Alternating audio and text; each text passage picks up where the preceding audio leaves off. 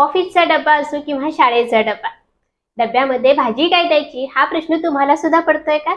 चला, आजच्या भागामध्ये आज आपण अशीच एक भाजी बनवतोय जी टिफिन साठी सुद्धा तुम्ही देऊ शकतात. व शिवाय घरात भाजी आमटी दोन काय करायचं असा प्रश्न पडलाय तर सुद्धा ही तुम्ही भाजी करू शकता, जी चपाती सोबत, भाकरी सोबत आणि भातासोबत सुद्धा खाऊ शकता. तर आज आपण बनवतोय चवळीची उसळ. करायला खूप सोपी आहे आणि अगदी 5 ते 6 मिनिटांमध्ये तयार होते. काही प्रिपरेशन आपण आदल्या दिवशी करणार आहोत, पण अगदी सकाळच्या घाई गडबडीत 5 ते 10 मिनिटांमध्ये झटपट कुकरमध्ये ही चवळीची उसळ आपण करतोय. चला तर मग यासाठी काय काय साहित्य घेतलंय ते पाहूयात. तर आदल्या दिवशी रात्री मोठी चवळी मी 2 ते 3 वेळा स्वच्छ धुवून घेतली आणि रात्रभर पाण्यामध्ये भिजवून घेतलेली आहे. यासोबत फोडणीचं काही साहित्य घेतलेलं आहे.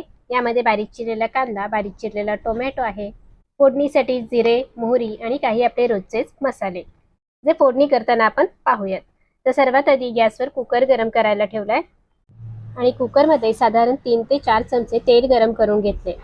तेलाचं प्रमाण तुम्ही आवडीनुसार कमी जास्त करू शकता. तेल चांगलं गरम झालं की यामध्ये घालायचे मोहरी चांगली तडतडू द्यायची.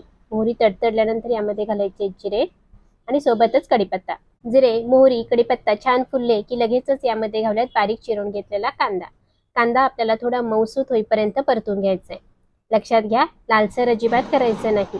कांदा ट्रान्सपरंट झाला पाहिजे, छान मऊसूत झाला पाहिजे, बस इतकंच परतून घ्यायचंय. कांदा परतून झाला की आता यामध्ये घालूयात टोमॅटो लवकर शिजावेत यासाठी हवं तर थोडंसं मीठ यामध्ये तुम्ही घालू शकता, पण मी अगदी तसेच टोमॅटो परतून घेतले. टोमॅटो 2-3 मिनिटं परतून झालेत, थोडेसे मऊ झालेत. हे पहा, आता यामध्ये घालायचे पावडर मसाले. अर्धा चमचा हळद घालायचे, 2 मोठे चमचे घरगुती कांदा लसूण मसाला आणि 1 चमचा धने जिऱ्याची पावडर. मसाले थोडेसे परतून घ्यायचे, करपणार नाही त्याची काळजी घ्यायची आणि पटकन यामध्ये चवळी घालायची. चवळी घातली, आता यामध्ये घालायचे चवीनुसार मीठ आणि सगळं व्यवस्थित मिसळून घेऊयात. आज इथं आपण टिफिनसाठी सुकी उसळ करतोय किंवा सुकी भाजी करतोय, तर त्यासाठी अर्धा कप पाणी घातलं. तुम्हाला जर अजून यामध्ये रस्सा हवा असेल तर पाव कप पाणी वाढवू शकता. आता वरून बारीक चिरलेली कोथिंबीर घालूयात आणि कुकरला झाकण लावायचंय.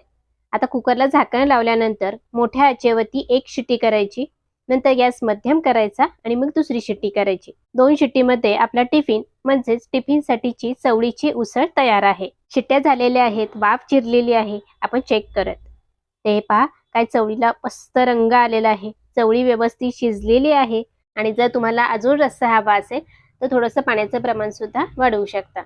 उसळ तयार झाली, पटकन टिफिन भरूयात. मस्त चटपटीत झणझणीत अशी चवळीची उसळ आपली तयार झाली. करायला खूप सोपी आहे, तुम्ही पाहिलेलंच आहे. आपण टिफिनसाठी केली त्यामुळे इथं पाणी मी कमी वापरलं आणि थोडीशी सुकी भाजी केली.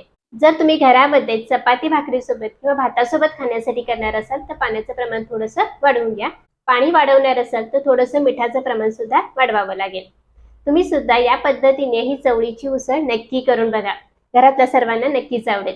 पुन्हा भेटूयात अशाच एका छानशा रेसिपी सोबत. तोवर धन्यवाद.